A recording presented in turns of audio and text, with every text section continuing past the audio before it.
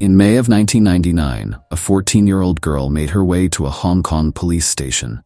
She told officers that, for the past several weeks, she'd been constantly plagued by the ghost of a woman who had been bound by electrical wire and tortured to death. The police brushed her off, dismissing her claims as nothing but dreams or teenage nonsense. Their interest was piqued, however, when she explained that the ghost was of a woman she'd had a hand in murdering. Following the child back to a flat in the city's rundown Kowloon district, they discovered that the girl's dreams were in fact very real nightmares. Inside the flat, they found true example of human depravity.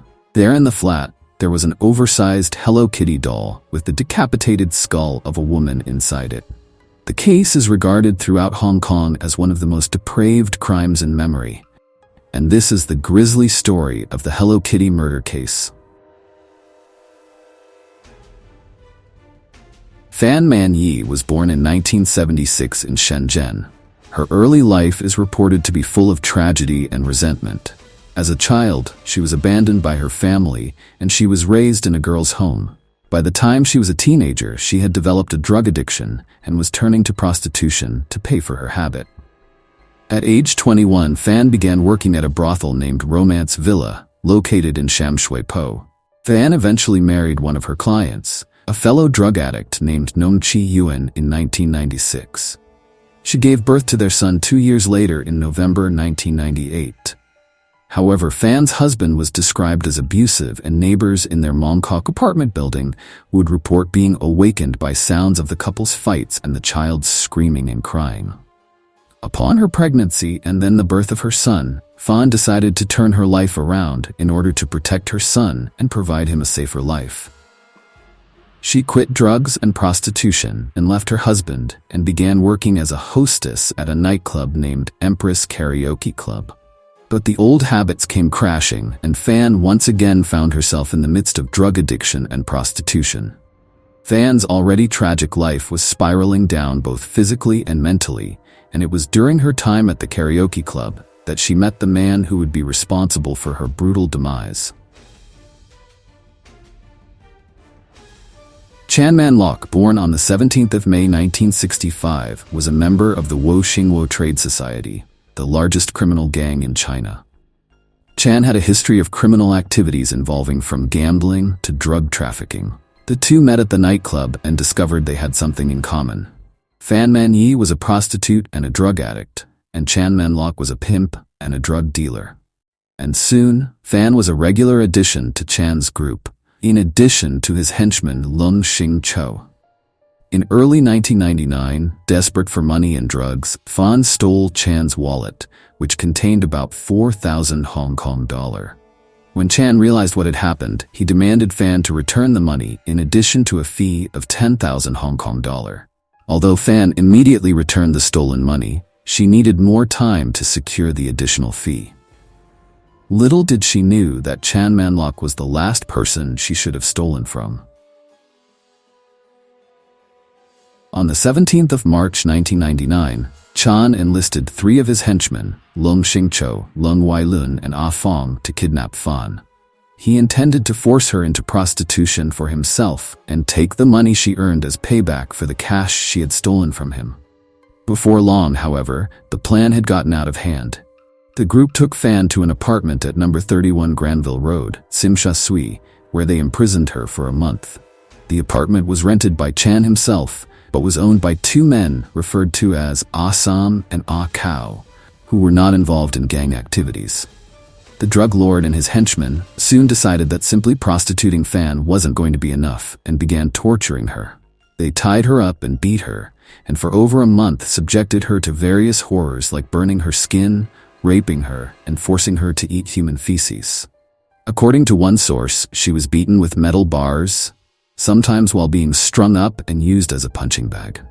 On one occasion, Fan was kicked in the head around 50 times. Spices were rubbed into Fan's wounds, her legs and feet were burned with candle wax and hot plastic so that she was unable to walk. She was forced to smile and say she enjoyed the beatings if she refused. They subjected her to even harsher torture. Fan succumbed to her wounds between 14th April or 15th of April 1999. Some sources claim that she died while her captors were out, while others say she died overnight. After Fan's death, Ah Fong began to get nightmares about Fan, crying out for help while being bounded in electric wires. This made Ah Fong so scared that she immediately informed the Hong Kong police about the ordeal. When the police decided to investigate the claim, which led them to an apartment at number 31 Granville Road, Tsim Sha Tsui, they discovered an oversized Hello Kitty doll with the decapitated skull of a woman inside it. Further investigation revealed that her skull was sewed inside of a Hello Kitty doll filled with dead insects, while the rest of the body was discarded. Only her skull, one tooth, and some internal organs were recovered in a plastic bag. Other parts were recovered from trash dumps. Ah Fong revealed that, upon the discovery of Fan's body, her captors dismembered and boiled the remains. The Hong Kong police soon went into action and arrested the prime suspect, Chan Man Lok, who was living with his wife Ah Pui and his newborn baby at an apartment in the Shek Ning section of Shek Lei Estate. The apartment was raided by SWAT officers on the early morning hours of 28th of May. Lung Weilun fled to mainland China before getting caught by the police on the 14th of February 2000, after irregularities were found in his passport. Prior to the arrest, Lung was put on Interpol's most wanted list. He was sent back to Hong Kong on the 17th of February for trial. The trail for the murder of Fan Man Yi started on the 20th of October 2000, and on the 7th of December of the same year, the three men were convicted of manslaughter with a vote of 6-3. As the 8-man and 1-woman jury ruled the remains were not sufficient to show whether Fan was murdered or died from a drug overdose. While the jury could not rule that the men intended to kill Fan, they did determine that she had died as a result of their abuse. Ah Fong testified at the trial in exchange for immunity. During the trial, Chan and Lung Xingqiu denied killing Fan, although they did not deny dismembering her body. Chan's wife Tsai Pui Ling, Fan's husband Nung Chi-yuan, and Fan's aunt also testified in court. After the guilty verdict, Lung Weilun's sister reportedly experienced a mental breakdown, while Lung's brother slammed and broke the court door, causing damage. Justice Peter Nguyen, who sentenced the trio to life in prison with the possibility of parole, stated, "Never in Hong Kong in recent years has a court heard of such cruelty, depravity, callousness, brutality, violence, and viciousness." Psychiatric reports of Castle Peak Hospital and Siu Lam Hospital described the three as remorseless. There would be no review for parole for 20 years. Chan Man Lok and Lung Weilun are currently serving their life sentences in Stanley Prison. Fan's skull was the only exhibit in the case. After the trial, it was kept by the forensic pathologist in the Kowloon Public Mortuary until the appeal process of the prisoners was completed, and her birth family was notified in March 2004 that the skull would be returned and cremated on the 26th of March.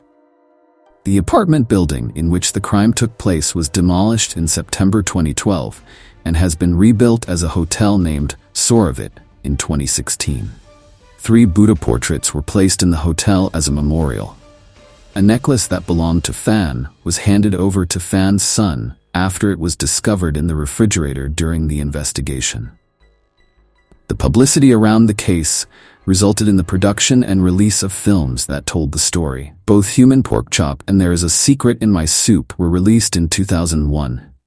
Lung Xingqiu, who managed to reduce his sentence from life to 18 years on appeal in March 2004, was released in April 2014. 8 years later, Lung was arrested and sentenced to jail once again for 12 months in August 2022 for sexually assaulting a 10-year-old girl.